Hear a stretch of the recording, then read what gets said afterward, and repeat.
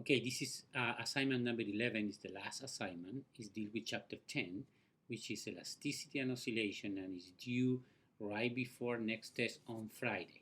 So we are gonna go and I'm gonna go and give you directions for most of the problems on the assignment. So here we go.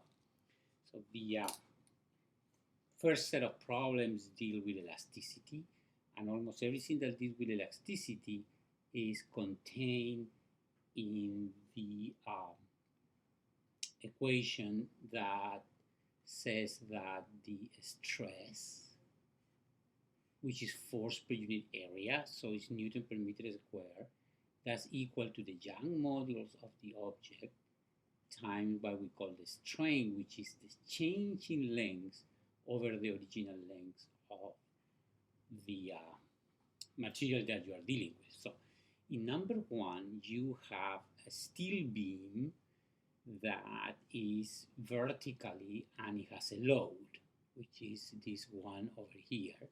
And you have the length of the beam that is here, and you have the area of the beam that is here. So you have the area of the beam, you have the load, you have the length of the beam, and you need to find the vertical compression of the beam, and you have to look it up that is made out of steel.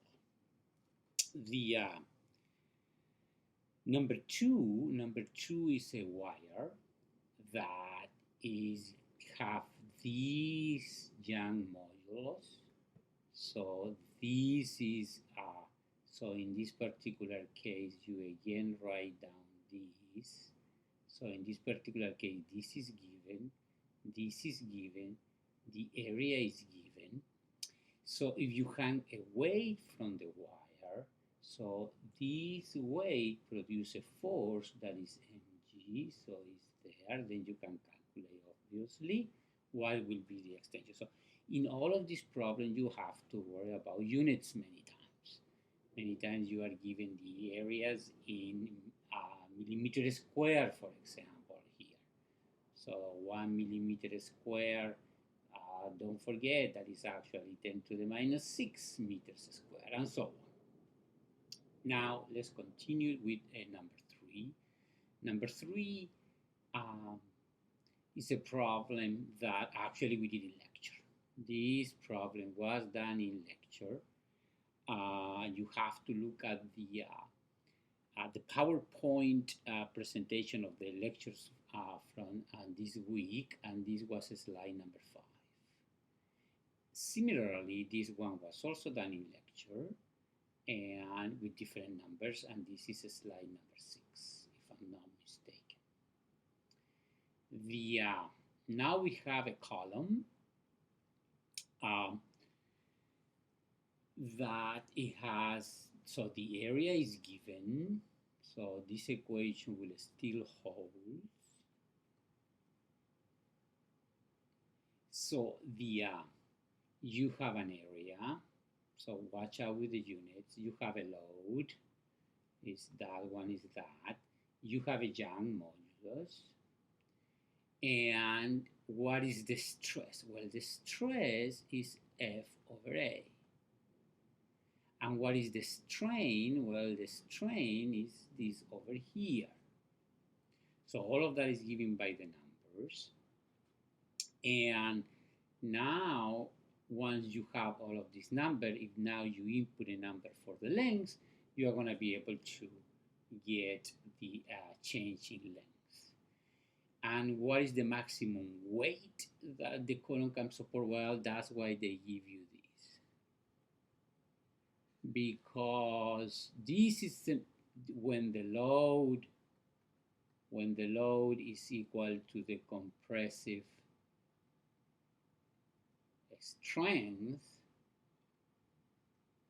then you can calculate the maximum weight, because then you take the compressive strength and you multiply by this area, and then you are going to get the keep on going. Now we go to the second part, which has to do with oscillations. So in problem dealing with oscillations,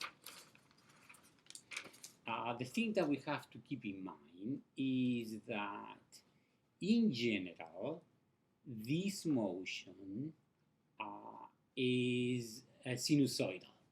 So the position of the object varies with time according to, for example, this equation. And if that is the case, then the velocity of the object is going to vary according to this equation, and the acceleration of the object is going to vary according to this equation. A couple of things to keep in mind. This is the maximum, is the amplitude, so it's the maximum distance that the object moves away from equilibrium. This is the maximum velocity. This is the maximum acceleration. So if we have, so let's just now go to the problem. So you are given the period and the amplitude. So, and the question is, what is the speed at the equilibrium point? Well, at the equilibrium point, the speed is always the maximum. And that's just the amplitude. Look at that, they're given that, and times the angular frequency. But the frequency is 2 times over the period. And this is what is given over here. So you have everything to do this problem. In number 7, you have, again, this period is given and the amplitude is given. And now the question is the magnitude of the acceleration at the point of maximum extension. Well, at the point of maximum extension is the point of maximum force. So the point of maximum force is the point of the acceleration will be maximum. As I said before, in simple harmonic motion, this number here, forget about the sign, this number here gives you the maximum acceleration. So the maximum acceleration is a omega squared. Now you have to, I'm sorry, I was, this will have to go in the one above.